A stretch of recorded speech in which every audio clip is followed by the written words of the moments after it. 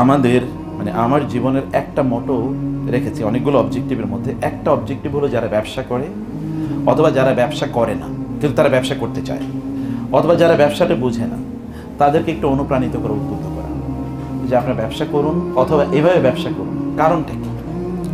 কারণটা হলো গোটা পৃথিবীতে ভিক্ষুক কারা বলেন তো? গোটা পৃথিবীতে ভিক্ষুক জাতি কারা? অধিকাংশ মুসলমানরা। অধিকাংশ ভিক্ষুক জাতি মুসলমানরা। আফ্রিকাতে যারা আছে তাদের কি অবস্থা?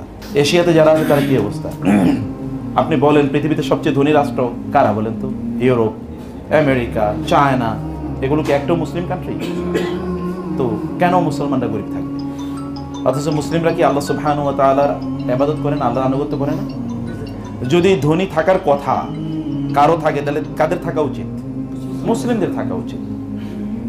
এবং মুসলিমরা কি হঠাৎ করে গরিব হয়েছে? আগ থেকে গরিব? তার মানে হঠাৎ করে গরিব হয়েছে? এর আগে তো মুসলিমরা গরিব ছিল না। মুসলিমরা গোটা পৃথিবীতে অর্থনৈতিকভাবে গোটা পৃথিবীকে নেতৃত্ব দিয়েছে 1200 বছর। কত বছর? 1200 বছর সারা পৃথিবীতে অর্থনৈতিক নেতৃত্ব দিয়েছে মুসলমানরা।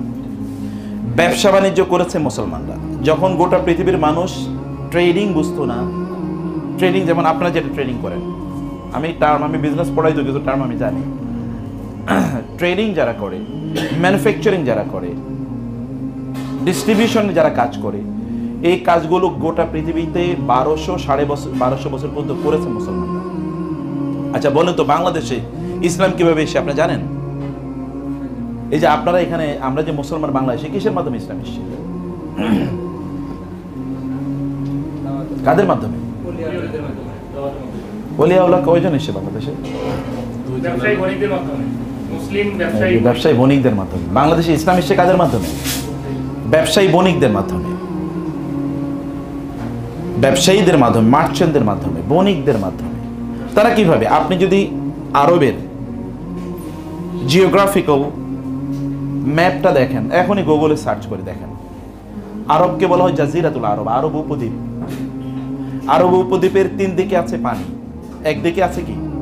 মাটি। ওই যে উত্তর দিকটা হলো না, উত্তর দিকটা হলো পুরাটা মানে মরুভূমি, একেবারে সিরিয়া পর্যন্ত পুরোটা মরুভূমি।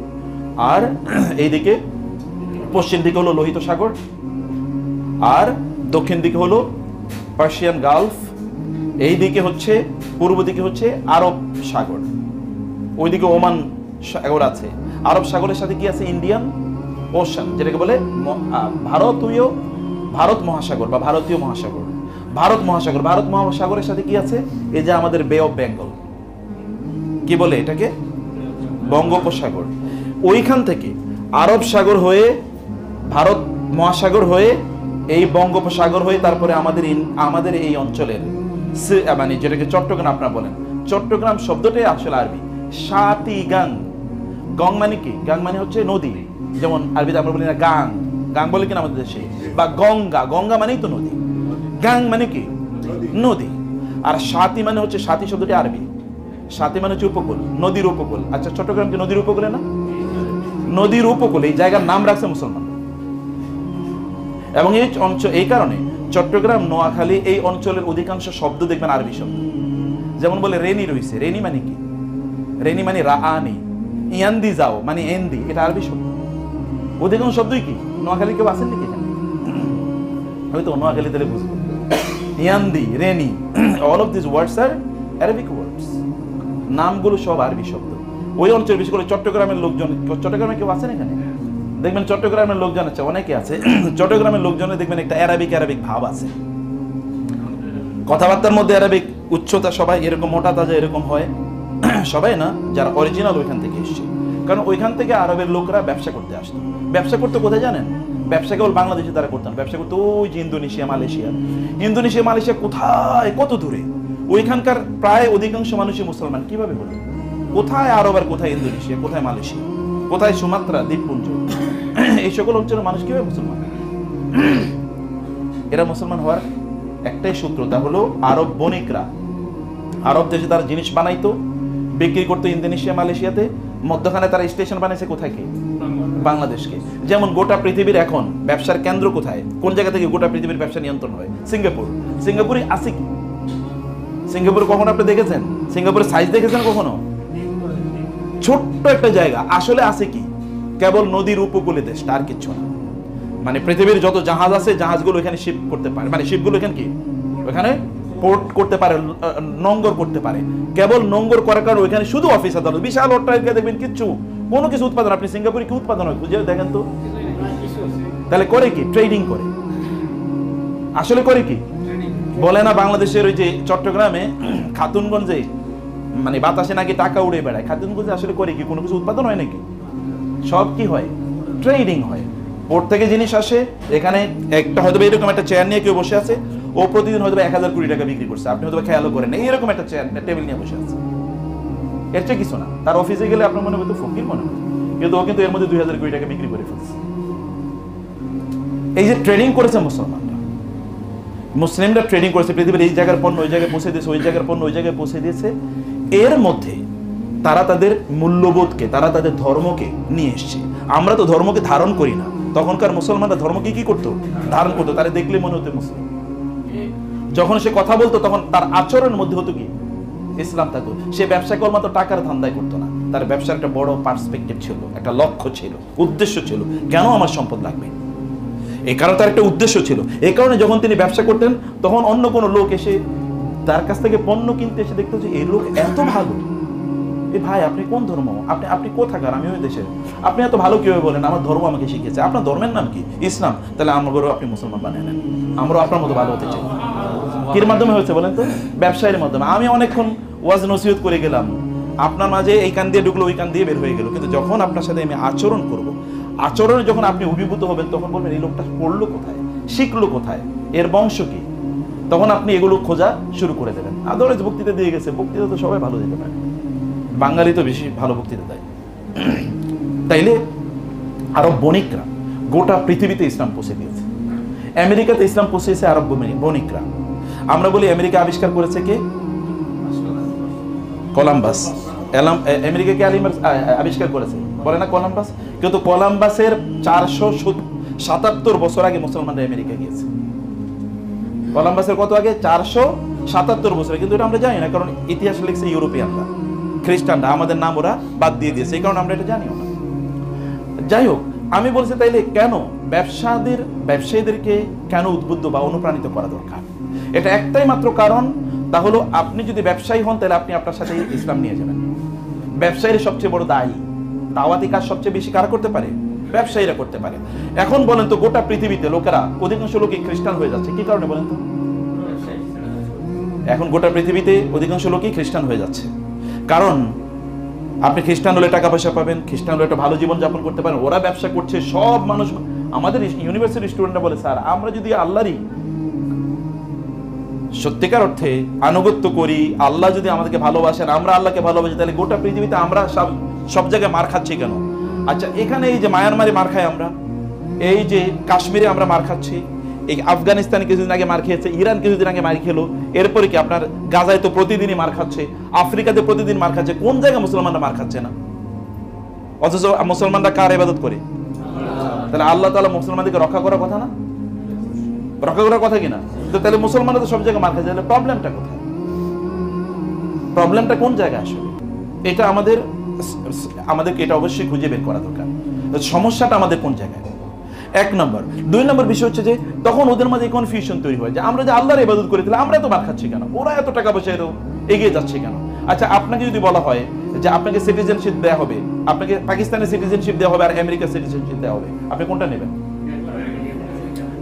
অধিকাংশ বহুত লোক তাহাজ্জুদের নামাজ পড়তে পড়তে মাথায় কালো দাগ ফেলে ফেলছে, আমেরিকা যদি আল্লাহ যাইতে পারি, নাকি? আমাদের দেশে দেখেছেন না, বলেছে যে আমেরিকার ভিসা দেওয়া হবে না। এর আগের যে কিছুদিন আগে যখন আগের গভর্নমেন্টের কাছে বলছে যে আমেরিকা শুধু ভিসা দেওয়া হবে না, তারপরে কান্নাকাটি দেখছিলেন, কান্নাকাটি, হায় হায়, যেন তাদের জান্নাত মিস হয়ে গেছে এরকম অবস্থা। আমেরিকা শুধু ভিসা দেওয়া হবে না, এতটুকু কিছু। তো আমেরিকাতে এত ড্রিম কেন, স্বপ্ন কেন? গোটা পৃথিবীর অর্থনীতির কতটুকু আমেরিকা নিয়ন্ত্রণ করে জানেন আপনারা? গোটা পৃথিবীর টাকা পয়সা যা চলে তার 50% হচ্ছে আমেরিকানরা নিয়ন্ত্রণ করে, 50%। আচ্ছা, পৃথিবীতে বিভিন্ন দেশে রিজার্ভ রাখে কোন দেশের টাকা? আপনারা বুঝেন নাই? রাষ্ট্রের যে রিজার্ভ, যেমন আমাদের দেশে ব্যাংকে যে রিজার্ভ আছে, কেন্দ্রীয় ব্যাংকে, এই কেন্দ্রীয় ব্যাংকের রিজার্ভ কাদের টাকা থাকে? ডলার থাকে নাকি? এটা কোন দেশের ডলার ছাড়া কোন দেশের রিজার্ভ আছে? কোন দেশের রিজার্ভ একটু কমে গেলেই তো কান্নাকাটি শুরু হয়ে যায়, সর্বনাশ কি হবে। তার মানে গোটা পৃথিবীটা নিয়ন্ত্রণ করছে কারা? আমেরিকানরা। ডলারের দাম যদি কমে যায় তখন আপনার মাথা তখন মানে ইয়ে হয়ে যায়, সর্বনাশ। আবার দেখবেন কয়েকদিন পরে পরে বলা হয় আমাদের দেশের টাকার কি করা হয়েছে, ডলারের এগেইনস্টে অবমূল্যায়ন করা হয়। কেন অবমূল্যায়ন করে জানতো আপনারা?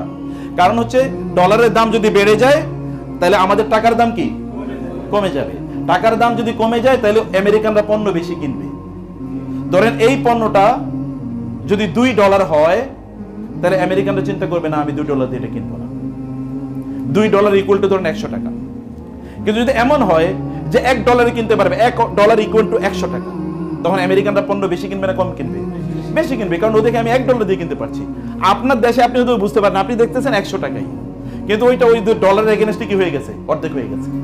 আপনি হয়তো ইম্প্যাক্ট বুঝেন নাই। এটা ইন্টারন্যাশনাল একটা মার্কেটের একটা ইম্প্যাক্ট আছে, একটা বড় ধরনের ইম্প্যাক্ট আছে। গোটা পৃথিবী, আপনি কি সৌদি আরব আর কি ইউরোপ আর কি আপনার বাংলাদেশ সব নিয়ন্ত্রণ করছে আমেরিকান ডলার। কারণ কি? আচ্ছা, পৃথিবীতে আপনি 10টা ব্র্যান্ডের কথা বলেন তো এরকম যে ব্র্যান্ডগুলো আমেরিকায় নাই অথবা আমেরিকানরা উৎপাদন করে না। আপনি বলেন অ্যাপল থেকে শুরু করে অ্যামাজন পর্যন্ত কোনটা আছে আমেরিকানদের বাইরে? আচ্ছা, এখন আমাদের দেশে যে কয়েকদিন আগে আমরা শুনছি এখানে যে ইন্টারনেটের জন্য কি আনা হবে, স্কাই না কি স্টারলিংক আনা হবে না? স্টারলিংক কে করছে? টেসলা কার? আচ্ছা, আপনি যে গুগল চালান, জিমেল, এটা কার? ফেসবুক যে চালান এটা কার? ইনস্টাগ্রাম চালান কার? হোয়াটসঅ্যাপ চালান কার? আপনি টেলিগ্রাম চালান কার? আপনি ইউটিউব চালান কার? তা আপনি একটা নিজে বলেন যেটা আপনি বানাইছেন। আচ্ছা, গোটা মুসলমানরা বানাইছে একটা বলেন তো। আপনি তো বুঝেন না, আপনি যখন ফেসবুকে গেছেন তখন কিন্তু ডলার অলরেডি ওর পকেটে চলে গেছে, যায় নাই? ফেসবুক এর মালিক পৃথিবীতে 3 নম্বর ধনী। কিসের উপর ভিত্তি? ওর কি কোনো ইন্ডাস্ট্রি আছে নাকি? কোনো ইন্ডাস্ট্রি নাই। আছে কি? এই যে ওনারা এমবিএ পড়ছে, এমবিএ তে বই কাদের লেখা বই পড়েছে? আপনার ছাত্র, আপনাদের ছেলেমেয়েরা যদি কোনোদিন কেউ যদি ইঞ্জিনিয়ারিং পড়ে থাকে তাহলে দেখেন তো ইঞ্জিনিয়ারিং এর বই কারা লিখছে? মার্কেটিং আপনারা পড়েছেন কেন? মার্কেটিং ফিলিপ কটলারের নাম শুনেছেন তো? কে সে? বাংলাদেশি না?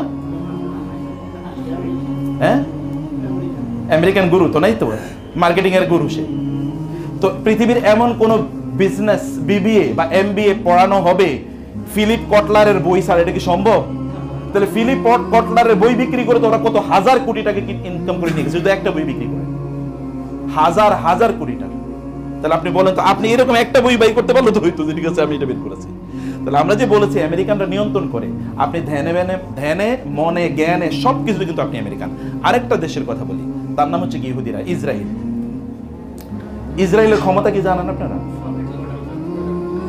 পৃথিবীর যত টেক জায়ান্ট আছে, যত বড় টেকনোলজির কোম্পানি আছে, সবগুলোর হেডকোয়ার্টার কোথায়? জেরুজালেমে। সব। অথচ ছোট্ট একটা, কতটুকু, কত কিলোমিটার? আমার মনে হয় যে এটা সব মিলে আমাদের এই ঢাকা তো বহুত পরের কথা, ঢাকার আরো বহু ছোট। এতটুকু একটা জায়গা দেখেন তো কি করে ফেলছে, সারা পৃথিবী নিয়ন্ত্রণ করেছে। কারণ কি? লিভার ব্রাদার্স কাদের? ইহুদিদের। পেপসি কার? কোকা কোলা কার? আপনি নাম শুধু লিস্ট দেখেন না, শুধু লিস্ট দেখেন আপনি, এগুলো সব হচ্ছে ওদের। আপনি একটা আপনি যদি বলা হয়, আপনি বলেন যে বাচ্চাদের ফুড লিভার ব্রাদার্স ছাড়া, বা ধরেন আপনি ইহুদিদের প্রোডাক্ট ছাড়া আপনার বাচ্চাদেরকে খাওয়াইতে পারবেন? আপনি নেসলে, কাদের? নেসলে টাইপের এদের যত কোম্পানি আছে, মানে বাচ্চাদের ফুড যা আছে ইহুদিদের প্রোডাক্ট ছাড়া সম্ভব? আপনার বাচ্চারা নেলে না খাওয়াই রাখতে হবে। এখন আপনি বলেন আমরা কি বানাইছি, বলেন একটা, বলেন যে আমরা বানাইছি, একটাও বুঝে পাবেন না, সব বানাইছে ওরা। আর আপনি তখন চোখে তেল দিয়ে কাঁদবেন, হ্যাঁ আমরা কেন গরিব, আমরা কেন আল্লাহর ইবাদত করার পরেও আল্লাহ কেন আমাদেরকে গরিব বানালো? আপনি ধনী হওয়ার জন্য করেছেন কি? কিছুই তো করেননি, কিছুই তো করেননি। ধনী হওয়ার জন্য আপনি এবং আমি কোনো কিছুই করি নাই। অথচ ধন অর্জন করা, সম্পদ অর্জন করা আমাদের জন্য ফরজ। যেমন নামাজ পড়া ফরজ, সম্পদ অর্জন করা কি নামাজের চেয়ে কম ফরজ নাকি? ভিক্ষা করা কি? ভিক্ষা করা কি? ভিক্ষা এমন কিয়ামতের দিন যে সকল ব্যক্তিরা ভিক্ষা করবে, কিয়ামতের দিন তাদের মুখে মাংস থাকবে না। কি থাকবে না? তখন মানুষ দেখে দেখে বুঝবে ও তো ভিক্ষুক ছিল, এই কারণে ওর মুখে মাংস নেই। এটা এরকম লাঞ্ছিত অপমানিত হয়ে আসবে, সে উঠবে কিয়ামতের দিন। আপনার রাসূল কিন্তু সাদাকে গ্রহণ করতো না, ভিক্ষা গ্রহণ করতেন না তিনি। আমরা তো সেই সম্ভ্রান্ত জাতি, ব্লু ব্লাড, মানে যদি বলি আমরা তো রাজার জাতি, কিন্তু আমরা ভিক্ষুক হয়ে গেলাম কবে? ভিক্ষুক হয়ে গেলাম যেদিন থেকে আমরা ব্যবসা ছেড়ে দিয়েছি। আমরা বলছি ওরা ব্যবসা করুক, আমরা কি আখিরাত নিয়ে থাকবো। দুনিয়াকে আল্লাহ তাআলা আমাদেরকে দুনিয়ার নেতা বানাইছে না, ইন্নী জাইলুন ফিল আরদি খলিফা, আমি জমিনে কি বানাচ্ছি? নেতা বানাচ্ছি। তো আপনাদেরকে তো, আপনাদের বাবা তো জমিনের নেতা ছিল, তিনি কে? আদম আলাইহিস সালাম, উনি জমিনের নেতা ছিলেন না? ইব্রাহিম আলাইহিস সালাম আরেকজন বাবা, আল্লাহ তাআলা তাকে বলেছেন কি, ইন্নী জাইলুকা লিন্নাসি ইমামা, আমি তোমাকে মানুষের নেতা বানালাম। আপনাদের বাপ দাদারা মানুষের নেতা, এই জমিনের নেতা, আমরা হয়ে যাচ্ছি ভিক্ষুক। ও আমাদেরকে একটু ভিক্ষা না দিলে আমাদের চলে না। এই ভিক্ষুকের জাতি যেদিন থেকে আমরা নিজেদেরকে বানাইছি, ওই দিন থেকে গোটা পৃথিবী আমাদের হাতছাড়া হয়ে গেছে। পৃথিবী তো আপনার কথা চলবে যখন আপনার পকেটে টাকা থাকবে। পৃথিবী আপনার কথা চলবে না যখন আপনার পকেটে টাকা থাকবে না, তখন আপনার কথা চলবে না। মানুষের সামনে আপনি দাঁড়াবেন, মানুষের জন্য আপনি কিছু করবেন, করার জন্য আপনাকে অবশ্যই লাগবে সম্পদ। এখন সম্পদ ইনকাম করে কিভাবে বলেন তো? সম্পদ ইনকাম করার শ্রেষ্ঠতম পদ্ধতি হচ্ছে ব্যবসা। শ্রেষ্ঠতম পদ্ধতি কি? ব্যবসা। আপনি চাকরি করে কত টাকা ইনকাম করবেন? কত সর্বোচ্চ? কত সর্বোচ্চ? কিন্তু ব্যবসা করে এর কোনো লিমিট আছে? কোনো লিমিট নেই, কোনো লিমিট নেই। ব্যবসা করবেন, অথবা ব্যবসাকে আপনি সাপোর্ট করবেন। সবাইকে ব্যবসা করবে তা করবে না, কিন্তু ব্যবসার প্রতিষ্ঠানগুলোকে কি করতে হবে? সাপোর্ট করতে হবে। এবার আমি তাহলে এক নম্বর কথায় গিয়েছি যে আমাদেরকে প্রচুর পরিমাণে ইনকাম করা লাগবে, প্রচুর ইনকাম করা লাগবে। ইনকাম কিভাবে করবো সেটা আমি পরে বলছি। 2 নম্বর বিষয় হচ্ছে যে ইনকাম করার জন্য আমাদেরকে লাগবে হলো ব্যবসা করা। কারণ ব্যবসার মধ্যে প্রচুর পরিমাণ কি আছে? বারাকা আছে। এখন ব্যবসা করার জন্য কি লাগবে? আমাদের প্রতিষ্ঠান লাগবে। ব্যবসা করার জন্য কি লাগবে? প্রতিষ্ঠান লাগবে। যেমন ইহুদিদের প্রতিষ্ঠান আছে, যেমন বললাম। আচ্ছা, অ্যাপল পৃথিবীর সবচেয়ে দামি মোবাইল কোম্পানির নাম কি? অ্যাপল নাকি? এরকম কেউ আর কিছু বানাইতে পারছে? কেউ বানাতে পারে না। দেখুন তার কোনো প্যারালাল কিছু আছে? প্যারালাল কোনো কিছু নাই। প্যারালাল আচ্ছা, পৃথিবীতে কম্পিউটারের জগতে আপনার যা লাগবে, যেমন সফটওয়্যার সব সফটওয়্যার কারা বানাইছে বলেন তো? সব মাইক্রোসফট স্যার আপনি চলতে পারবেন। মানে এমএস যেটা আমরা বলি, মানে অফিসের মধ্যে কি আছে? ওয়ার্ড আছে, এক্সেল, তারপরে কি পাওয়ার পয়েন্ট, মানে অফিসের যা আছে এটা আপনি বলেন তো মাইক্রোসফট ছাড়া আপনার পক্ষে সম্ভব কিনা? তো মাইক্রোসফট কোন দেশের কোম্পানি? হ্যাঁ, এটা আমেরিকান কোম্পানি। কোথাকার কোম্পানি? American company. আপনি এরকম একটা কোম্পানি বানাইতে হবে। আপনাকে কোম্পানি ছাড়া, প্রতিষ্ঠান ছাড়া আপনি কোনোদিন কিচ্ছু করতে পারবেন না, কিচ্ছু করতে পারবেন না। আপনার প্রতিষ্ঠান তৈরি করতে হবে। প্রতিষ্ঠান এখন 3 নম্বর জায়গায় আসি। প্রতিষ্ঠান কি সবাই একটা করে বানাবে? ইহুদিদের কি হয়েছে বলেন? ঠিক চায়নাদের কথা বলি। আচ্ছা, জাপানের কথা আগে বলি। জাপানে আপনারা জানেন 1945 সালে আমেরিকা কি করলো? কোন এক সকালে 7টা বাজে হিরোশিমাতে অ্যাটম বোম মারলো। অ্যাটম বোম বানার মুহূর্তের মধ্যে, মিনিটের মধ্যে সেখানকার 70 থেকে 80 হাজার লোক তারা তুলার মানে বালির মতো তারা উড়ে গেল। এই যে শরীরের অঙ্গ প্রত্যঙ্গগুলো, এগুলো সব বালি হয়ে গেছে, পাউডার এরকম উড়ে গেছে। এরপরে 2-3 দিন পরে আবার নাগাসাকিতে তারা কি করলো? অ্যাটম বোম করলো। এর কয়েকদিন পরে, 3-4 দিন পরে, এরপরে জাপানিজরা তারা আত্মসমর্পণ করতে বাধ্য হয়েছে। তারা দেখছে আর বাঁচতে পারছে না কোনোভাবে। জাপান একটা কি ধ্বংসস্তূপে পরিণত হয়েছে। সেই জাপানের বর্তমান অবস্থা কি বলে? এটা আমি 1945-এর কথা বলছি। বাংলাদেশ স্বাধীন হয়েছে কবে জানেন আপনারা? কে বলছে? এটা তো দ্বিতীয় স্বাধীনতা। 1 নম্বর স্বাধীনতা কবে? 1947। 1 নম্বর স্বাধীনতা কবে? 1947। এই অঞ্চল তো 1947, এটা তখন নাম ছিল ইস্ট পাকিস্তান, এতটুকুই। অতএব এটা তো ইন্ডিপেন্ডেন্ট, তখন আলাদা। 1947 আর 1945। 1947-এর পরে আমরা কোথায় আর জাপান কোথায় বলেন? 1947 আমাদের যুদ্ধ বিধ্বস্ত দেশ? কিচ্ছুই তো হয় না। যুদ্ধ তো এখানে হয়ই নেই, কারণ আমরা তো আলাদা দেশ পেয়ে গেছি। এর কোনো যুদ্ধ 1971 যুদ্ধ হয়েছে, তাও তো এত কোনো বড় কোনো কিছু ডিজাস্টার ঘটে নাই। জাপানে সব ধ্বংস, কিছুই নাই। তাহলে জাপান তৈরি হলো কিভাবে? আপনারা জানেন জাপানের ইকোনমিক সাইজ জানেন আপনারা? এখন চায়না দ্বিতীয়। পৃথিবীর 1 নম্বর ইকোনমি কারা? আমেরিকা। 2 নম্বর ইকোনমি কারা? চায়না। এই কিছুদিন আগেও 2 নম্বর ইকোনমি কারা ছিল? জাপান ছিল। জাপানের টোটাল টাকা পয়সা যা আছে 57টা মুসলিম দেশের সব টাকা মিলালেও জাপানের অর্ধেক হবে না। কথা বুঝেন না আমারটা? তাহলে আপনার রাস্তায় ফিরুল্লাহ পড়েন নাই কেন? সুবহানাল্লাহ বলেন কমপক্ষে নাকি? এটা জাপানের জন্য সুবহানাল্লাহ না আপনার জন্য সুবহানাল্লাহ? আমাদের আস্তাগফিরুল্লাহ পড়া উচিত। জাপানের যা অর্থনীতি আছে, এই টোটাল অর্থনীতির অর্ধেকোনায় গোটা 57টা মুসলিম দেশের। জাপান করে কি বলেন তো? আপনি যদি সৌদি আরবেও যান, এমনকি আমেরিকাতেও গেলে দেখবেন BMW চলে, অথবা আপনি দেখবেন কি টয়োটা চলে, অথবা জাপানের গাড়ি ছাড়া আর কিছুই চলে না। আচ্ছা বলেন তো, পৃথিবীতে জাপান করছে কি? ওরা গাড়ি বানাইছে, এইরকম ধরনের তারা কি ইলেকট্রন মানে ইয়ার পার্টস গুলো তারা তৈরি করেছে, মেশিনারিজ গুলো তারা বানাইছে। তো ওরা এই করলো কি? বলতো তো যুদ্ধ বিধ্বস্ত দেশ, সব মনে সাফ হয়ে গেছে। এরা করলো কিভাবে? এরা করলো কিভাবে? এরা তখন জাপানের পরবর্তী গভর্নমেন্ট যারা সরকার যারা আসছিল, অথবা এরকম কিছু লোক, যে আপনাদের মতো আমাদের ফরিদ ভাইয়ের মতো এরকম কিছু লোক তারা একত্রিত হয়েছে।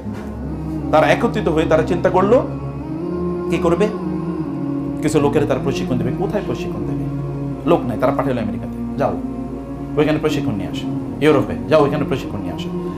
রাষ্ট্রীয় দেশে কিন্তু অর্থনৈতিক অবস্থা খুবই খারাপ, কিন্তু কিছু টাকা পয়সা যা আছে এটা দিয়ে একজনের পাঠালো, যাও ওইখানে যাও, গিয়ে সেখান থেকে ট্রেনিং নিয়ে আসো।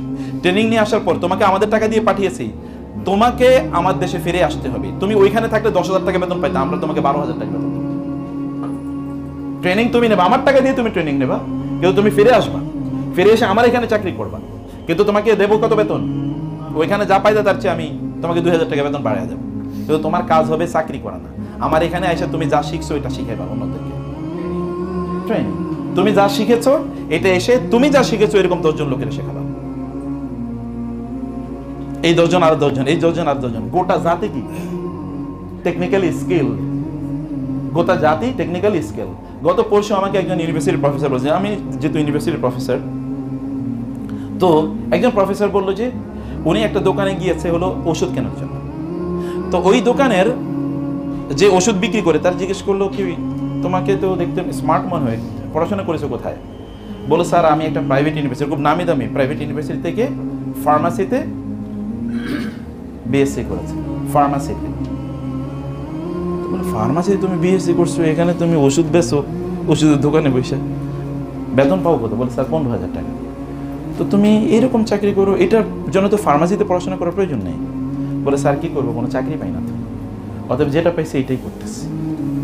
পড়েছে কোথায়? ফার্মাসিতে। ও তো এখন একটা ফার্মাসি, একটা কোম্পানি, ফার্মাকোলজি, ফার্মাসিউটিক্যাল কোম্পানি দেওয়ার কথা, কারণ ও তো পড়াশোনা করেছে কিভাবে হাউ টু ম্যানুফ্যাকচার মেডিসিন, কিভাবে ওষুধ বানাবে এটা পড়ার কথা, এটা সে শিখেছে, ওইখানে পড়াশোনা করেছে। কিন্তু আইসা করতেছে কি? আপনি দেখেন যারা বিবিএ পড়ছে, আপনারা এখানে অনেকে হয়তো বা থাকবেন, পড়ছে বিবিএ, কিন্তু এখন গিয়ে হোটেলের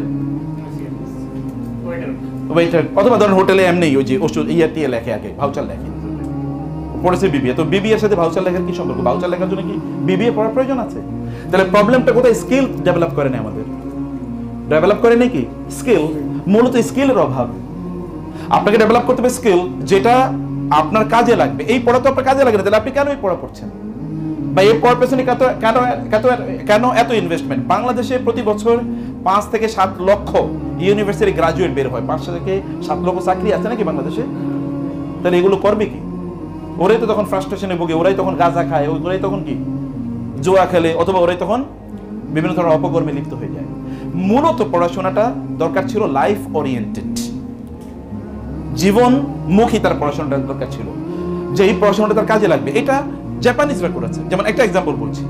অতএব স্কিল ডেভেলপ মানে এদের দেখেন একটা কমিউনিটি ডেভেলপমেন্ট। 2 নম্বর বলি আমি, মানে ইহুদিরা, জানেন তো ইহুদিরা সংখ্যা কত জানেন? পৃথিবীতে প্রতি 1,000 লোকের মধ্যে 3 জন হলো ইহুদি। কত জনের মধ্যে? 3 জন। আর মুসলমানরা প্রতি 133 জন। মুসলমানরা প্রতি 100-তে কতজন? ইহুদিরা প্রতি 1,000-এ কতজন? 3 জন। গোটা পৃথিবী চালায় কি ইহুদিরা না মুসলমানরা? 1,000-এ 3 জন ওরা চালায়, আর আমরা 100 জনে 33 জন তাও আমরা চালাতে পারতেছি। তাহলে প্রবলেমটা কোথায়? স্কিলের অভাব। আরেকটা জিনিসের অভাব, তা হলো কি একটা কমিউনিটি অ্যাটাচমেন্ট। আমরা যখন, যেমন ধরেন আপনারা যখন কোনো এক জায়গায় চাকরি করবেন, তখন আপনি হয়তো চিন্তা করবেন আমি এত কষ্ট করবেন না, আমি কষ্ট করলে ফরিদ সাহেব লাভবান হবে, আমি কেন কষ্ট করবো? এরকম মানসিকতা বাঙালির মধ্যে বেশি, মুসলমানদের মধ্যে বেশি, যে আমি এত কেন কষ্ট করব, আমি যত কষ্ট করবো তত ওনার লাভ, আমার তো আর লাভ নেই, অতএব আমি যত ফাঁকি দিতে পারি, এরকম একটা মানসিকতা আছে। কিন্তু ইহুদিদের এই মানসিকতা নেই, জানেন? ইহুদিরা যদি এখানে থাকে, ওই যে বলে না সব শিয়ালের একরা, শিয়াল যদি এখানে ডাক দেয় তাহলে ওইখানকার শিয়াল আমি আছি কিন্তু তোর সাথে। ওইখানে কিন্তু ও আওয়াজ দেয়। ইহুদিরা যদি এখানে থাকে, এইখানে একটা ইহুদি, ও প্রয়োজন 10 কিলোমিটার গাড়ি ড্রাইভ করে যাবে, ওই জায়গায় আরেকটা ইহুদির দোকান আছে, ওর দোকান থেকে পণ্য কেনা। এবং এখানকার ইহুদি সে চিন্তা করবে আমার টাকা ইনভেস্টমেন্ট করা দরকার, কার সাথে টাকা ইনভেস্টমেন্ট করবো, আরেকটা ইহুদি কোথায় আছে খুঁজে বের করে। আর আমরা মুসলমানরা আমরা কি করি বলেন? হ্যাঁ, আমরা তখন ওনার কিভাবে, উনি মুসলমান, ওনার কিভাবে ক্ষতি হবে, উনি কিভাবে ডাউন হবে, উনি উঠে যাচ্ছে, এটা হচ্ছে বানরের জাতির মতো। বানরের অবস্থা, আপনার একটা গল্প বানরের বলি। বানরের গল্পটা হলো কি, এক জায়গায় বানর কিন্তু কলা খুব পছন্দ করে, তো এক জায়গায় বানরের কলা খাওয়ানোর জন্য কতগুলো বানর, 10টা বানর একটা জায়গায় একসাথে রাখা হলো একটা রুমে, এটা গবেষণা করবে বানরের চরিত্র কি। ওইখানে কলা ঝুলিয়ে রাখা হলো এবং এরকম একটা টেবিল দেয়া হলো। তো 10টা বানরই বসে আছে, সবাই কলার দিকে তাকাচ্ছে, কেউ কলা খেতে যাচ্ছে না। একটা বানর চিন্তা করলো, কি রে সবাই বসে আছে, কলা খাবেন, এটা কেমন কথা হলো। এই বানর টেবিলের উপর লাফ দিয়েছে, লাফ দিয়ে যখন কলা ধরতে যাবে তখন বাকি 9 বানর ওরে জাবড়ায় ধরে ওর পাটাই না ধরছে। এই বানর মনে করলো যে ও আমার, এরা আমার, ওরা নিজেরও খায় না, আমারও খাইতে দিচ্ছে না, ঘটনা কি। এই বানর মনে করলো মনে হয় আমি ওদেরকে কোনোভাবে ডিস্টার্ব করছি, কারণ ওরা আমার উপর খুব বিরক্ত, আমার খেতে দিচ্ছে না। ও গিয়ে বসে আছে। পাশের বানর মনে করলো ও মনে হয় একটু দুষ্ট টাইপের, আমি তো ভালো, আমি তো আর কারো ক্ষতি করি নাই, আমি এবার কলা খাইতে যাই। সে এবার লাফে উঠছে কলা খাওয়ার জন্য। এখন ওই যে বাকি যে 8টা আছে, ওই 8টা আর যেটা কিছুক্ষণ আগে চিন্তা করলো আমারে কেন ধরলো, আমি তো কিছু বুঝি নেই, ও সহ বাকি 9টা আবার এটাই না ধরছে, তুই কলা খাইতে পারবি। এবং এভাবে সবটাই 10টাই কি করেছে, কলা খাওয়ার জন্য গেছে, 10টারই বাকি 9টা টাই না ধরছে, তুই কলা খাইতে পারবি না। এখন যিনি পরীক্ষা করছেন উনি চিন্তা করলেন মনে হয় সবগুলি দুষ্ট, আচ্ছা এখান থেকে একটা বানর সরাই, একটা বানর সরে আর একটা নতুন বানর দিই, দেখি এটা চরিত্র কি। এখন নতুন বানর এখানে আইসা দেখার পরে কলা এখানে, কিন্তু এরা সব বসে আছে, কেউ কলা খায় না, ঘটনা কি। নতুন এই সবার দিকে একটু তাকিয়ে তারপরে সে লাফ দিছে কলা খাওয়ার জন্য। যখন সে কলা খেতে গেছে তখন ওই বাকি 9টা ওরে টাই না নামিয়ে দিচ্ছে, কলা খেতে পারে না। এই চিন্তা করলো ঘটনা কি, আমি তো কিছুই বুঝি না আসলে কি, এরা খাচ্ছে মানে খেতেও দিচ্ছে না। এরপরে উনি একটা একটা করে বাকি 9টাই বানর পরিবর্তন করলো। ওই নতুন যখন আসে ও তখন কলা খেতে যায়, ওই বাকিরা ওরে কলা খাইতেই দেয় না, সব কলা ওইখানে ইনটেক, কিন্তু একটা বানরও খেতে পারে না। আমাদের চরিত্রটা হলো এরকম, আপনি নিজেও করবেন না, অন্য কেউ করতে দেবেন না, এটা আমাদের মানসিকতা। কিন্তু মানসিকতা কি হচ্ছে, আপনি ক্ষতি করছেন কার, গোটা মুসলিম জাতির, নিজের তো করছেনই, গোটা মুসলিম জাতির ক্ষতি করছেন। আপনার একটা প্রতিষ্ঠান যদি লিভার ব্রাদার্সের মতো তৈরি হয়ে যেত, অথবা একটা অ্যাপলের জন্য, অথবা একটা IBM এর জন্য মতো যদি একটা প্রতিষ্ঠান তৈরি হতো, তাহলে গোটা পৃথিবীর মুসলমানরা কি অর্থনৈতিকভাবে তারা শক্তিশালী হয়ে যেত, অর্থনৈতিকভাবে তারা শক্তিশালী হয়ে যেত। কিন্তু আমরা তো সেটা করতে দিই না, আমরা দেখেন ওদের পণ্য কিনবো কিন্তু মুসলমানদের পণ্য কিনবো। আপনি গেলেই দেখেন এটা কি ইউরোপিয়ান পণ্য কিনা, তাইলে আপনার আর যেটা কোনো মুসলমানদের বানানো পণ্য হয়, তাই বাংলাদেশের আপনি বাজারে শার্ট কিনতে গেলে বাংলাদেশি শার্ট, এটা মেড ইন বাংলাদেশ, এটা কিনবেন না, মেড ইন ইন্ডিয়া এরপরে কিনবেন। কিন্তু আমেরিকা দিকে ওই মেড ইন বাংলাদেশটাই আপনি কি আমেরিকান ব্র্যান্ডে, যারা ব্র্যান্ডে আপনি কিনে নিয়ে আসতেছেন, ওই একই জিনিস এটা কিনতেন এখানে 100 টাকা দিয়ে, ওইখান থেকে 10,000 টাকা দিয়ে কিনবেন। এই যে দেখছেন নতুন জিনিস, এটা হাইফাই, এই ব্র্যান্ডের জিনিস কিনছে, অথচ এটা কিন্তু আপনার এখানে তৈরি হয়েছে, আপনি এখানে মূল্য দেন না, কিন্তু ওইখানে কি আপনি মূল্য দিয়েছেন। এখন সমস্যাটা কোথায়, আমাদের মেন্টালিটি। আমরা প্রকৃত অর্থে আমরা প্রতিষ্ঠান তৈরি করি না, প্রতিষ্ঠানগুলো যেগুলো তৈরি ওগুলোকে আমরা সাপোর্ট করি না। আমি ইহুদিদের কথা বললাম, চাইনিজদের ঘটনা কি আপনারা বলেন তো। আচ্ছা চাইনিজরা কেন গোটা পৃথিবী এখন অর্থনৈতিক দিক থেকে তারা নিয়ন্ত্রণ করে, যদিও চাইনিজ জিনিসের মান, সব জিনিসের মান এক সমান না, তারা কিছু কিছু জিনিস তৈরি করে যেগুলো আমেরিকান স্ট্যান্ডার্ডের। আর আমেরিকার এখন প্রায় সকল কি প্রোডাক্টেরই আছে, তার মানে ম্যানুফ্যাকচারিং সেন্টার কোথায়, চায়নাতে। যেমন অ্যাপল ম্যানুফ্যাকচার, মানে টেকনোলজি আমেরিকান কিন্তু ম্যানুফ্যাকচারিং চায়না। অতএব এখানে মানে তুচ্ছতাচ্ছিল্য করার কোনো কিছু নেই। আপনি জানেন 1988 আমেরিকার বেইজিং এ, মানে সরি চায়নার বেইজিং এ 1988 চায়নার বেইজিং এ এরকম বেশি গাড়ি টাড়ি দেখা যেত না, প্রাইভেট কার হতে পারে 2-4, কদাচিৎ 2-4, 5টা 10টা এরকম দেখা যেত। তখনও ঢাকা শহরে প্রাইভেট কারের জ্যাম লাগে, যখন ওদের কি নাই, গাড়ি নাই, তখন এখানে জ্যাম লাগে।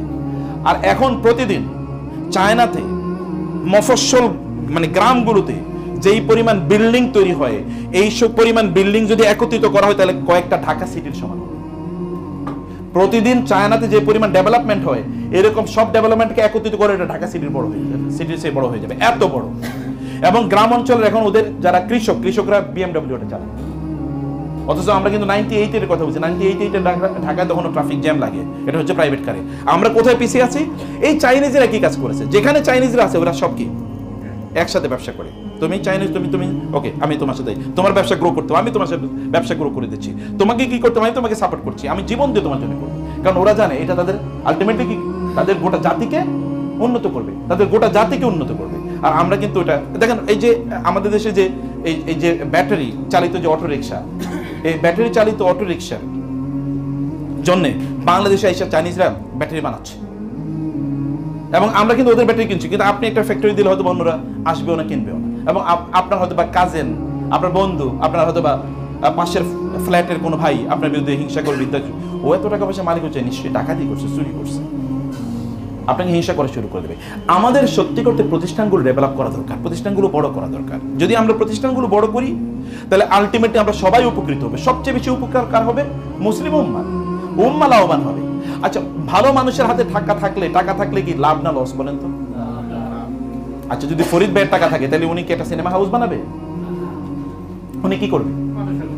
উনি হয়তো মাদ্রাসা করে মসজিদ করবে। সেটাও যদি নাও করে তাহলে আরেকটা বড় কি ইন্ডাস্ট্রি করবে। ওই ইন্ডাস্ট্রিতে আপনার একটা হালাল ইনকামের ব্যবস্থা থাকবে। আপনি তখন ধরেন অ্যাপলে চাকরি করে, তখন আপনি বলেন আমি অ্যাপলে চাকরি করি। আমাদের দেখবেন বিভিন্ন সময় বলে ও এখন কি ওই যে মানে ফেসবুকের যে মেটা বলেছে ও মেটায় চাকরি করে। কয়েকদিন আগে দেখলাম আমাদের বাংলাদেশের এক লোক, সে বলে ডিজনিতে চাকরি করে, আমেরিকার ওই যে ক্যালিফোর্নিয়াতে যেখানে ওই সিনেমাগুলো তৈরি হয়, অঞ্চলটার নাম কি? হলিউড। হলিউড তো একটা এরিয়ার নাম মূলত। এই হলিউডের একটা মানে ফ্যাক্টরি ইন্ডাস্ট্রির নাম হলো ডিজনি চ্যানেল যেগুলো আপনি দেখেন, ওইখানে ওই ডিজনিতে তিনি টেকনিশিয়ান হিসেবে ডেভেলপ করেছেন, মানে জয়েন করেছেন। এই কারণে পুরো বাংলাদেশ সেলিব্রিটি, কারণ এটা এরকম দামি প্রতিষ্ঠান। তো এখন আপনাদের যদি স্ট্যান্ডার্ড মার্কেটিং কোম্পানি যদি এরকম একটা প্রতিষ্ঠানে রূপান্তরিত হয়, তখন তো আপনি বলতে পারবেন আমি এমন একটা প্রতিষ্ঠান চাকরি করি। ও প্রতিষ্ঠান কি কেবলমাত্র প্রতিষ্ঠাতারা বানিয়েছে? কেবলমাত্র প্রতিষ্ঠাতারা করেছে? নো, প্রতিষ্ঠাতারা করে নাই। করেছে কারা? অন্যান্যরা, সাপোর্ট টিম, সাপোর্ট স্টাফ, তারা মিলে এটা কাজ করেছে। আপনি দেখেন অ্যামাজন কি কাজ করেছে? আমরা কোনোদিন চিন্তা করেছি যে বাজারে গিয়ে পণ্য কিনবো না? আমরা কিনবো কি অনলাইনে, মোবাইলে বলবো যে এটা তুমি আমার বাসায় খাবার পৌঁছে দাও, অথবা আমার বাসায় এই বইটা পৌঁছে দাও। এটা কোনোদিন কেউ চিন্তা করেছে? কেউ চিন্তা করে না। অ্যামাজন চিন্তা করলো যে আমি এটা করবো। অ্যামাজন কিন্তু আমি জঙ্গলের কথা বলি না, অ্যামাজন হোয়াটসঅ্যাপ মানে ইয়ার কথা বলছি, অ্যাপসের কথা বলছি। ব্যবসা করে কি ওরা? কিসের ব্যবসা করছে? অ্যাপস। আচ্ছা, উবার কিসের ব্যবসা করে?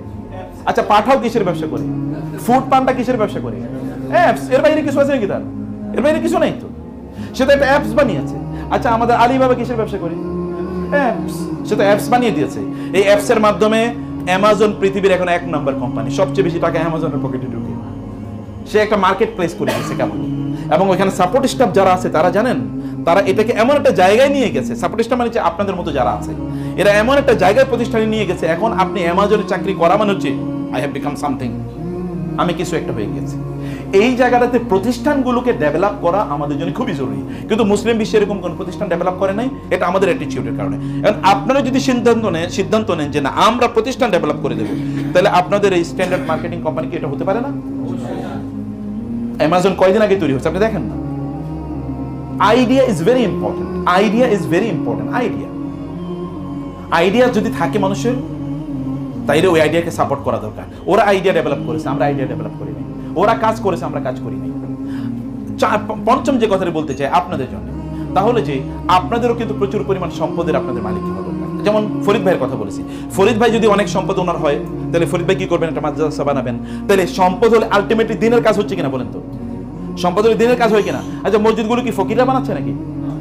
আপনি কোন মসজিদে, বাংলাদেশের কথা জেনে, কোন মসজিদ যেখানে এসি খুব ভালো, টাইলস খুব ভালো, ডেকোরেশন খুব ভালো, লিফট আছে, এই মসজিদগুলো বানাইছে কারা? ফকিররা ভিক্ষা করে করে নাকি? এখানে কারা টাকা দিয়েছে? কারা? সব ধনীরা টাকা দিয়েছে। তার মানে ধনীরা কি আপনার জন্য ইবাদতের জায়গা করে দিচ্ছে। যদি আপনি ইবাদত করে ওইখানে শান্তি পান, তাহলে সওয়াবটা কে পাবে? ধনী লোক পাবে। তাহলে আপনাকে তো ধনী হওয়া লাগবে। আপনি এরকম সওয়াব পেতে চান না? আপনি কি চান না যে আপনার মাধ্যমে এরকম একটা প্রতিষ্ঠান হোক? আপনি কি চান না যে আপনার মাধ্যমে এরকম বড় কয়েকজন স্কলার তৈরি হোক? আপনি কি চান না যে আপনার কারণ মাধ্যমে এরকম বড় কি একটা দিনই কাজ হোক? এটা যদি আপনি চান, আপনি কেন আপনি ফকিরের মতো জীবনযাপন করেন? কেমন গরিবের মতো জীবনযাপন করেন? ডু সামথিং, কিছু একটা করেন যেন আপনি বুক ফুলে বলতে পারেন যে আমি কিছু করেছি, আমি কিছু একটা করেছি। আমি জাতির জন্য, মানুষের জন্য, উম্মার জন্য, দেশের জন্য কিছু একটা করেছি, এটা আপনার করা লাগবে। এটা করার জন্য আপনাকে আল্লাহ তাআলা যথেষ্ট পরিমাণ ক্যাপাবিলিটি দিয়ে দিয়েছেন, কিন্তু ক্যাপাবিলিটিগুলো আপনাকে কাজে লাগানো লাগবে। এই কাজে লাগানোর জন্য আপনি কি করবেন? You should start your work early to rise and early to bed, makes a man healthy, তাই না? এটা তো আমরা ছোটবেলায় পড়ে এসেছি। আপনি যদি একটু আগে ঘুমিয়ে পড়েন, একটু আগে যদি ঘুম থেকে ওঠেন, তাহলে আপনি হেলদি হবেন, ওয়েলদি হবেন, ওয়াইজ হবেন। আপনার কাজ আপনি কখন শুরু করেন বলেন? আজকে আপনারা বলেন তো সকাল থেকে কাজ শুরু করেছেন এরকম কয়জন আছেন? ফজর পড়েছেন কয়জন আছেন? আচ্ছা, ফজরে হাত তুলে, আমি তোলাইতে চাই না, নাহলে অন্যরা লজ্জা পাবে। ফজরের পরে কাজ শুরু করেছেন, সূর্য ওঠার আগে কাজ শুরু করেছেন কয়জন বলেন? একজন শুরু করছেন। সূর্য ওঠার আগে আপনি কাজ শুরু করেন নাই, আর আপনি চিন্তা করছেন আপনি ধনী হবেন। এটা তো মানে অ্যাবসলিউট ইম্পসিবল। আপনি যদি বলেন আমি এখন লাফ দিয়ে আকাশে উঠে যাব, এটা যেরকম, এটা এরকম বক্তব্য। আপনি বলেন তো, এই যে এলন মাস্কের কথা বলছি, আপনি গুগলে সার্চ করেন ও কখন তার সকাল শুরু করে। আপনার টিম কুকের তার সার্চ দেখেন কয়টায় তার সকাল শুরু করে, তার দিনের কাজ কখন শুরু করে। আচ্ছা, অ্যাপলের স্টিভ জবস আপনি জিজ্ঞেস করেন যে, অথবা ওয়ারেন বাফেটের যে সবচেয়ে বড় ইনভেস্টমেন্ট কোম্পানি, আপনি ওদেরকে জিজ্ঞেস করেন যে, গুগলকে জিজ্ঞেস করেন যে তিনি তার, অথবা চ্যাট জিপিটিকে জিজ্ঞেস করেন যে সে তার দিন কখন শুরু করে। আপনি দেখেন সূর্য ওঠার 2 ঘন্টা, 2.5 ঘন্টা, 1.5 ঘন্টা আগে। সূর্য ওঠার পরে তারা তাদের দিন শুরু করেছে, এটা কখনো না।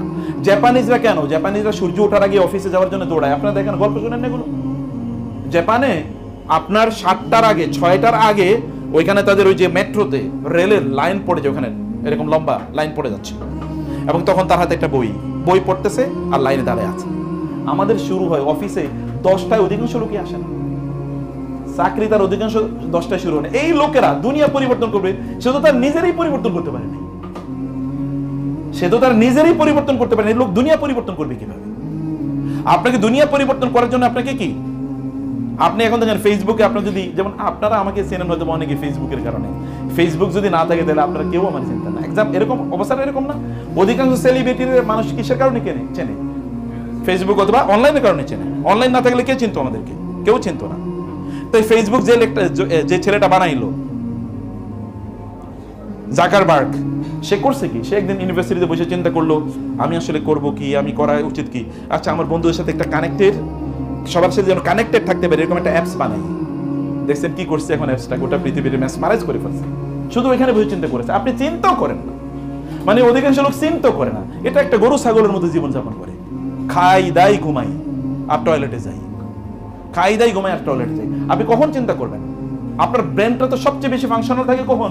সকালবেলা। আপনি তখন সকালবেলা কাজও করেন না, আবার সকালবেলা চিন্তা করেন। সকালবেলা আপনাকে কাজ করতে হবে, আপনাকে চিন্তা করতে হবে। একজন সাহাবী রাসূল সাল্লাল্লাহু আলাইহি ওয়াসাল্লাম বলেছেন, আল্লাহ তাআলার কাছে দোয়া করেছেন, হে আল্লাহ, আমার উম্মার সকালবেলার কাজের মধ্যে তুমি বরকত দাও। যিনি এই হাদিসটি বর্ণনা করেছেন, ওই সাহাবী, তিনি বলছেন রাসূল সাল্লাল্লাহু আলাইহি ওয়াসাল্লাম যখন এই কথা আমাকে বললেন, আমি যখন তার কাছ থেকে কথা শুনলাম, শোনার পর থেকে, তিনি ছিলেন ব্যবসায়ী, তিনি বললেন যে আমি আমার ব্যবসার কাজটা, আমার লোকগুলোরে আমি বাজারে পাঠিয়ে দিতাম আমার পণ্যগুলো নিয়ে সকালবেলা সবার আগে। তখন বাজারে কোনো লোক নাই, কিন্তু তারপরে আমি পণ্য পাঠিয়ে দিতাম। আমার লোকেরা পণ্য বিক্রি করে যখন বাসায় আসতো, তখন অন্যরা বাজারে যাইতো, আর এর মাধ্যমে আমি আমার গোটা অঞ্চলের সবচেয়ে বড় ধনী মানুষে পরিণত হয়ে গেলাম। কাজ করছে শুধু শুরু করছে কি? সকালবেলা কাজ শুরু করছে। এখন আপনি স্টার্ট ইউর জব আর্লি। ফজরের পরে শুরু করুন, ফজরের পরে ঘুমকে হারাম করে দেন যে আমি ফজরের পরে ঘুমাবো না। আপনি 5 বছর কাজ করে দেখেন কি হয়। আপনি 5 বছর, আমি একটা ইউনিভার্সিটির প্রফেসর, সেই ইউনিভার্সিটির যিনি প্রতিষ্ঠাতা, উনি এখন 42টা প্রতিষ্ঠানের মালিক। এক একটা প্রতিষ্ঠান ধরেন 10,000 20,000 কোটি টাকা তার টার্নওভার হয়, কোনো প্রতিষ্ঠান এরকম আছে। এই ভদ্রলোক যখন ইউনিভার্সিটিতে পড়ে, তখন তিনি বলেছেন যে আমি ভবিষ্যতে কি হতে চাই, এটা তিনি চিন্তা করেছেন, এবং তিনি লিখছেন আমি ভবিষ্যতে এটা হতে চাই, এটা হতে চাই, এটা হতে চাই, এটা করতে চাই, এটা করতে চাই, এটা করতে চাই। এখনো তিনি ওই কাজই করেন। এর মধ্যে তিনি 42টা প্রতিষ্ঠান বানাইছেন। আপনি বলেন তো, আপনারা কি করবেন, কি করতে চান, কি হতে চান? কে লিখেছেন এর মধ্যে? কে চিন্তা করেছেন? আপনি সিদ্ধান্ত নেন, আগামী 5 বছরে আমি এই কোম্পানিটাকে আমি এই জায়গায় নিয়ে যেতে চাই, আমার পজিশনটা আমি এই জায়গায় নিয়ে যেতে চাই, আমার সেলসটাকে আমি এখন 1 কোটি টাকা, আমি এটাকে 10 কোটি টাকা রূপান্তরিত করতে চাই। এটা করা সম্ভব না? আপনি কাজ করে দেখেন, আপনি যান, দৌড়ান, বলেন, আপনি প্রতিষ্ঠানকে এসে বলেন, স্যার এই প্রোডাক্টের বেশি কি ডিমান্ড বাজারে, ওদের কোয়ালিটি আমাদের কোয়ালিটি এরকম বাড়ানো দরকার।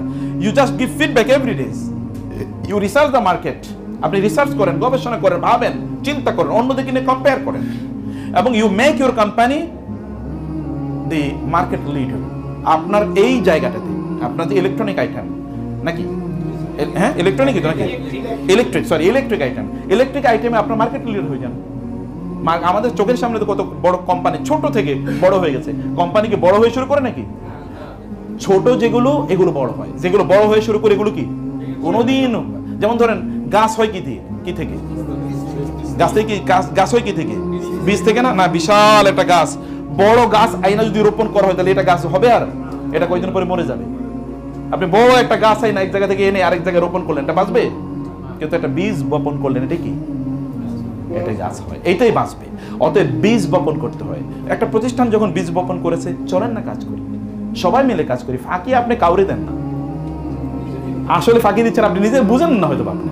কোনো এক সময় আপনাকে হয়তো এই প্রতিষ্ঠানে আপনি থাকতে পারবেন, অন্য জায়গায় যাবেন, ওইখানে থাকতে পারবেন, অন্য জায়গায় যাবেন, এরপরে কেবল মাথার চুল ছিঁড়বেন, কেন আমি ভালো করতে পারলাম না, কেন অন্যরা এত বড় হয়ে গেল, আমি কেন হতে পারলাম না, এটা আপনি তখন বলতে থাকবেন। আমাদের জীবনে একটা গল্প বলে আমি লাস্ট এটা শেষ করে দিচ্ছি। আমি ভালো ইংরেজি বলি এবং ইংরেজি মাশাআল্লাহ খুব ভালো শিখেছি। এখন কিভাবে ইংলিশ শিখলাম? এটা ভাষা, আমি তো পড়ছি মাদ্রাসায়, ইউনিভার্সিটিতে, তো ইংলিশ শিখলাম কিভাবে? অথবা আপনি বলবেন যে আপনার তো আরবি জানার কথা, জানি আরবি, কিন্তু ইংরেজি জানলাম কিভাবে? আমি একবার চিন্তা, আমার মানে তখন ইউনিভার্সিটির পরীক্ষা শেষ, মাস্টার্স পরীক্ষা শেষ, 4 মাস সময় পেয়েছে। আমি ভাবলাম যে 4 মাসে করবো কি। আমি 4 মাস শুধুমাত্র একটা ডেইলি পত্রিকা, ইংলিশ পত্রিকা কিনতাম, কিনে আমি এটা পড়তাম 4 মাস। 4 মাসের পরে আমি দেখলাম আমার ইংরেজির লেভেল এই জায়গায় গিয়েছে, যারা আমার সামনে ইংরেজি বলার জন্য বসে তারা একটু মানে একটু কিছু করে তারা একটু স্ট্যান্ড হয়ে যায়, যে না ঠিক আছে আর ইংরেজি বলবো না, সাথে বাংলাই বলি। 4 মাস পরে ইন্টারভিউ হলো একটা ইউনিভার্সিটিতে, তখন প্রাইভেট ইউনিভার্সিটি, এটা ওই যে ভাই যে কথা বলছেন ইন্টারন্যাশনাল ইসলামিক ইউনিভার্সিটি, এটা ঢাকা ক্যাম্পাস, এখানে ইন্টারভিউ হলো। ওইখানে আমি ইন্টারভিউতে জয়েন করলাম। আমাদের সাথে জয়েন করেছে বাংলাদেশের বিভিন্ন বিশ্ববিদ্যালয়, এমনকি ঢাকা বিশ্ববিদ্যালয় থেকে ফার্স্ট ক্লাস ফার্স্ট হয় এরকম প্রায় 1 ডজন, আরও বিভিন্ন জায়গা থেকে সুপার ডুপার এরকম 75 জন জয়েন করলো পরীক্ষায়, মানে তারা ইন্টারভিউতে আসলো রিটেন এক্সামে। রিটেন এক্সামে আমি হয়ে গেছি ফার্স্ট, কারণ অন্যরা এই লেভেলের ইংরেজি জানে না। এরপরে কি হলো ভাইবাতে কেউ কাছাকাছি বসতে পারে না, আমি ভাইবাতেও ফার্স্ট, রিটেনও ফার্স্ট। কি করছি, কেবল 4 মাস কাজ করেছি, আর কিছু করিনি। এবং still I am enjoying the benefits of that 4 months, of those 4 months I am enjoying still the benefits. আপনি সিদ্ধান্ত নেন যে আমি কেবল এতটুকু সময় কাজ করব, এবং কাজ করেন, টাকা ইনকাম করেন। আল্লাহ সুবহানাহু ওয়া তাআলা জিহাদ, 2 ধরনের জিহাদ আমাদের উপর ফরজ করেছেন। একটা জিহাদ কি? একটা জিহাদ হলো না সম্পদ দিয়ে, বি আমওয়ালিকুম ওয়া আনফুসিকুম, একটা হলো জীবন দিয়ে যারা যুদ্ধের মধ্যে জিহাদ করে। আর একটা জিহাদ আছে কি না, আরেকটা জিহাদ আছে সম্পদ দিয়ে, ওইটা তো আছেই। জিহাদ করে দুটো জিনিস দিয়ে, একটা জিনিস কি জীবন, আরটা কি মাল, সম্পদ। তা আপনি তো মুজাহিদ হতে পারেন, আপনি মুজাহিদ হওয়ার এই রাস্তা কেন আপনি বন্ধ করে দিচ্ছেন? আপনি তো জিহাদ করতে পারেন কি দিয়ে? সম্পদ দিয়ে। সম্পদে আপনি জিহাদ করেন, সম্পদের মালিক হন। সম্পদের মালিক কেবলমাত্র কি ভোগের জন্য হইয়েন না, যে আমি টাকা ইনকাম করব, আমি খাবো, আমি ফুর্তি করবো, বা আমার বাচ্চাদেরকে আমি এই রাখবো সেই রাখবো, সেগুলো করতে হবে। সেগুলো করতে আপনি দিন শেষে সারাদিন আপনি কাজ করলেন, এই কাজ করার কারণে আপনার পায়ে ব্যথা হলো, আপনার হাতে বিভিন্ন যে গোটা উঠে গেল, এই হাতটা আল্লাহ সুবহানাহু ওয়া তাআলার কাছে ওই ব্যক্তির হাতের চেয়ে অনেক অনেক বেশি উত্তম, যে ব্যক্তি কেবলমাত্র সবসময় বই নিয়ে বসে আছে পড়তেছে, তার চেয়ে অনেক অনেক বেশি উত্তম। কারণ আপনি কি এই হাত দিয়ে আয় ইনকাম করছেন, হালাল পথে ইনকাম করছেন, আপনি অন্যদের ইনকাম রিজিকের ব্যবস্থা করে দিচ্ছেন, আল্লাহ তাআলা আপনার মাধ্যমে অন্যদের রিজিকের ব্যবস্থা করে দিচ্ছেন। আপনি কাজ করেন। ইয়াং ম্যান, আপনারা কেন কাজ করবেন না? আপনি সকালবেলা শুয়ে থাকেন কিভাবে? আপনি জব তো করবেন 3-4টা, মানে একটা এক্সাম্পল বলছি। অথবা আপনাকে বলতে হবে যে আমার কোম্পানিতে আমার চেয়ে পারফরমেন্স কেউ বেশি দেখাতে পারবে না। ফাস্তাবিকুল খায়রাত, ভালো কাজে প্রতিযোগিতা করেন, এই কাজে প্রতিযোগিতা করেন। আপনার মোবাইল ইন্টারনেট থাকে, মোবাইল আপনার ফেসবুকে তাকিয়ে থাকেন কি কারণে? কারে দেখেন আপনি? আরেকজনের জিনিস দেখে আপনার লাভ কি? অমুকের পোস্ট দেখে আপনি লাইক দিলেন, কমেন্ট দিলেন, মানে কি? এগুলো স্টুপিডিটি। অমুকের পোস্ট দেখে আপনার লাইক কমেন্ট দেওয়ার দরকার কি? আপনি যদি সেখানে এডুকেশনাল কোনো কিছু থাকে সেটা ভিন্ন কথা। আপনি এরপরে কেবল ফেসবুক টিপাচ্ছেন, কি কারণে টিপাচ্ছেন আপনি জানেনই না। আপনার দিন শেষ, কোনো কাজই হলো না। দিন শেষে আপনি দুনিয়া তো লাঞ্ছিত অপমানিত, আখিরাত লাঞ্ছিত অপমানিত। বিয়ে শাদী করতে পারবেন না ইয়াং জেনারেশন, মানে কি? কেন আপনি বিয়ে করবেন না? আপনার টাকা পয়সা, আপনার 20-22 বছর বয়স, 24 বছর বয়সে আপনার কাছে 1 কোটি টাকা থাকা উচিত ছিল, কারণ আপনাকে এই এনার্জি আল্লাহ তাআলা দিয়েছেন, আপনার কিছুই নেই, কারণ আপনি কাজ করবেন। আপনি এখানে কয়টা থেকে অফিস, আপনি এখান থেকে কাজ শুরু করেন এখন থেকে, যদি আমি জানি না প্রতিষ্ঠানের আপনাদের সিস্টেম কি, যদি এরকম থাকে আপনার যত সেলস তত আপনার সম্মানই বাড়বে, তাহলে আপনি কেন সেলস বেশি করেন না? আপনি কেন করেন না সেলস বেশি? কার দায়িত্ব, কার দায় কার? কেন আপনি একটা লোকের কাছে 10 বার গেলেন না? ওই লোকের কাছে, ওই দোকানের কাছে আপনি কেন 10 বার গেলেন না? ভাই আমাদের প্রোডাক্টটা নেন, আপনি একটু দেখেন, এবং তা কেন এসে আপনি ফিডব্যাক দিলেন না? আপনি কেন করলেন না? এটা তো আপনার দায়, এটা দায়িত্ব। আপনার ইনকামটা হালাল কি হারাম আমি ওই আলোচনায় গেলামই না, আমি আপনার দুনিয়ার বেনিফিটের কথা বলছি। আপনি এটা করেই দেখেন, প্রতিষ্ঠান বড় হলে আপনিও বড় হবেন, প্রতিষ্ঠান দাঁড়াইলে আপনিও দাঁড়াবেন। যেমন মেটার কথা বলছি, যেমন গুগলের কথা বলছি, যেমন বাংলাদেশের সবচেয়ে দামি কোম্পানিগুলোর আপনি আকিজের কথা বলি ফর এক্সাম্পল, যারা আপনি যখন ওখানে চাকরি করবেন, তখন আপনারও ওই প্রতিষ্ঠান যত বড় হবে আপনিও তত বড় হবেন। বড় হওয়ার জন্য প্রতিষ্ঠানকে সাপোর্ট দিতে হবে, নিজকে সাপোর্ট দেওয়া হলেই হবে, এবং এর মাধ্যমে আপনারা নিজেরা প্রয়োজনে আপনি আপনার এলাকার ডিলারশিপ নেন। একটা এক্সাম্পল বলছি, ওইখানে আপনি ডিলারশিপ নেন, কাজও করেন, ডিলারশিপও নেন। একটা এক্সাম্পল বলছি, ছোট ছোট ব্যবসা শুরু করে দেন, আপনার পণ্য আপনি বিক্রি করেন, বা আপনি একটা লোক তৈরি করে দেন, আপনার কাউকে নিয়োগ দেন যে তুমি এগুলো পণ্য বিক্রি করো, আপনি আবার সাব হ্যান্ড তৈরি করেন। You can do many things. আপনি কেবল একটু ডাইনামিক্যালি চিন্তা করলেই হলো। আপনি কাউকে আরো অন্য কাউকে আপনি নিয়োগ করতে পারেন, নিয়ে যেতে আপনাকে আরো সাপোর্ট করলো, আরো বেশি মানুষের সাথে র্যাপোর্ট তৈরি করা, মানুষের সাথে সম্পর্ক তৈরি করা। আপনার পণ্যটা আপনার কেবল হাসির কারণে নেবে। আপনি ওইখানে গেছেন, আপনাকে 3টা কথা জিজ্ঞেস করলো, আপনি একটা কথার উত্তর দিলেন না। আপনি জানেন যে কোনো মানুষকে দেখে হেসে দেওয়া এটাও কি? এটা তো সুন্নাহ শুধু না, সাদাকা। কাউরে কোনো ফকিরের দান করলে, যেটা টাকা দান করলে আপনি যে সওয়াব পেতেন, কাউকে দেখে হেসে দিলে কি? আর আমরা মার্কেটিং এ বলি smiling is the best marketing টুল। কোন এসআর সেলস রিপ্রেজেন্টেটিভ যদি দোকানিরে দেখে হাসে, ওই দোকানে তার পণ্য কেনা ছাড়া তার কোনো উপায় আছে? আর আপনি যাইবেন, মনে হচ্ছে যেন আপনি কয়লা মুখে দিয়ে গেছেন একেবারে, চেহারার দিকে তাকাইলে মনে হচ্ছে না এখন উজু করে আসা উচিত আমার, তাই না? আপনার যদি পরিস্থিতি এইরকম হয়, তাহলে আপনার পণ্য কেন লোকেরা কিনবে? ওনার দায় পড়লো, ওনার দায় পড়লো কি? প্রয়োজন আপনি ইনভেস্টমেন্ট করেন, আপনি ওনাকে চা খাওয়ান, যাওয়ার সময় 2টা চকলেট নিয়ে যান, ভাই আপনি আমার পণ্য গত মাসে অনেক বেশি বিক্রি করছেন, আপনার জন্য এই ফুলের শুভেচ্ছা। করেন না এটা? ডু সামথিং, নতুন কিছু আপনি উদ্ভাবন করেন। এটা করে আপনি আপনার নিজের পজিশনটাকে বাড়ান, নিজের সম্মান বাড়ান। আপনি যত বেশি কাজ করবেন তত সম্মান কি আপনার বাড়বে। কিন্তু আমরা বলছি টাকার মালিক হবেন কি কারণে বলেন তো? কেবল দুনিয়ার কারণে না, আপনার আখেরাতও লাগবে। আখেরাতের কাজ করেন। আপনার মনে চান আপনি একটা মসজিদ করেন, আপনার মনে চান আপনার এলাকায় একটা মাদ্রাসা করেন, আপনার মনে চান আপনার বাবা মার জন্য আপনি দান সাদাকা করেন, আপনাকে একবার মনে চান যে আপনার বাবা মাকে আপনি হজে পাঠান। আপনি যদি না মনে, এটা যদি আপনার মনে না উঠে, তাহলে আপনি একটা কুসন্তান, আপনি একটা কুসন্তান। আপনি যদি এটা যদি আপনার মনে না চায় যে আমার বাবাকে আমি হজে পাঠাতে চাই, আমার মাকে আমি হজে পাঠাতে চাই, তাহলে আপনার স্ত্রীকে আপনার কাছে রাখবেন, আপনি ঢাকায় ভালো জায়গায় রাখবেন। আপনার যদি এটা মনে না চায়, তাহলে এটা কুশ স্বামী, স্বামী হওয়াই উপযুক্ত না। অথচ আপনার শক্তি আছে, আপনি করতে পারেন কাজ, চাইলেই কাজ করতে পারেন। কাজ করেন, বারাকা দেওয়ার মালিককে। যে কাজ করবে আল্লাহ তাকে বরকত দেবে। এই যে ইউরোপিয়ানরা করছে, হিন্দুরা করছে, বৌদ্ধরা করছে, খ্রিস্টানরা করছে, কেবল কাজ করে না কারা? পৃথিবীর একমাত্র জাতি যারা কাজ করে না, পৃথিবীর একমাত্র জাতি যারা কাজ করে না। অথচ কাজ করা আল্লাহ তাআলা তাদের উপর ফরজ করে দিয়েছেন, অন্য কারো উপর কাজ করা ফরজ না, কিন্তু এদের উপর কাজ করা ফরজ। আর এই জাতিই কাজ করে না। ফজরের নামাজ পৃথিবীর কারো উপর ফরজ নাকি? কিন্তু আমাদের উপর ফরজ। কোথায় ফরজ? জামাতে গিয়ে পুরুষদের জন্য। পুরুষ ঘরে নামাজ পড়লে হবে নাকি? যেই পুরুষ ঘরে নামাজ পড়ে, ওর তো বিয়ে করে উচিত হয়নি, ওর বউ তো ওরে তালাক দিয়ে চলে যাওয়া উচিত, যদি বউ তালাক দিয়ে যায় না, এটা আরেক আলোচনা। কিন্তু ওর বউ তারে ছেড়ে যাওয়া উচিত। কিন্তু আদা পুরুষ যে এখনো ফজরের সময় সে ঘুমে আছে। পাখি যদি আপনার আগে ঘুম থেকে উঠতে পারে, তাহলে বুঝবেন আপনি পাখির চেয়ে অধম। যদি শিয়াল এবং কুকুর আপনার চেয়ে ঘুম থেকে আগে উঠে, বনের প্রাণীগুলো আপনার চেয়ে ঘুম থেকে আগে উঠে, তাহলে আপনি তাদের চেয়ে অধম। আপনি তাদের মতোই হতে পারলেন। তোমার ছেলে জাগলে মাগো রাত পোহাবে, তবে আপনাকে জাগতে হবে, তাইলে রাত পোহাবে ইনশাআল্লাহ। তাহলে আপনারা উম্মার জন্য সম্পদ হন, আপনার ভালো ব্যবসায়ী হন, আপনার ভালো কর্মী হন। লোকেরা আপনাকে দেখে প্রশংসা করুক, ও is a man, good worker, good performer. অন্যরা আপনাকে দেখে ঈর্ষা করুক, বলুক, বেঞ্চমার্ক হিসেবে আপনাকে নেয় যে না ওনার মতো। আপনি মার্কেটিং সম্পর্কে পড়াশোনা করেন, প্রচুর পরিমাণ ইউটিউবে ফ্রি ভিডিও আছে, প্রচুর শুনুন কি করতে হবে, প্রচুর প্রচুর ব্যাপক পরিমাণ। সময় নষ্ট করবেন না। সময় নষ্ট যারা করে তারা তো শয়তানের সবচেয়ে বড় ভাই, আপন ভাই। অন্যরা তো শয়তানের খালতো ভাই, কিন্তু এরা শয়তানের আপন। ইন্নাল মুবাযযিরিনা কানু ইখওয়ানা শায়াতিন। শয়তান একবার তার মজমাকে নিয়ে বলছে যে আমরা মানুষের পথভ্রষ্ট করতে চাই, কেমনে পথভ্রষ্ট করতে পারবো বলো। শয়তান চেলা চামুন্ডরে নিয়ে বলছে, একটা পিচ্চি একেবারে পিছনে বসে আছে, বলে স্যার আমার একটা প্ল্যান আছে। সে তো ছোট, সে বলছে যে আমি আসলে বললে আপনি কি মনে করবেন, সবাই এত ভালো ভালো প্ল্যান দিছে।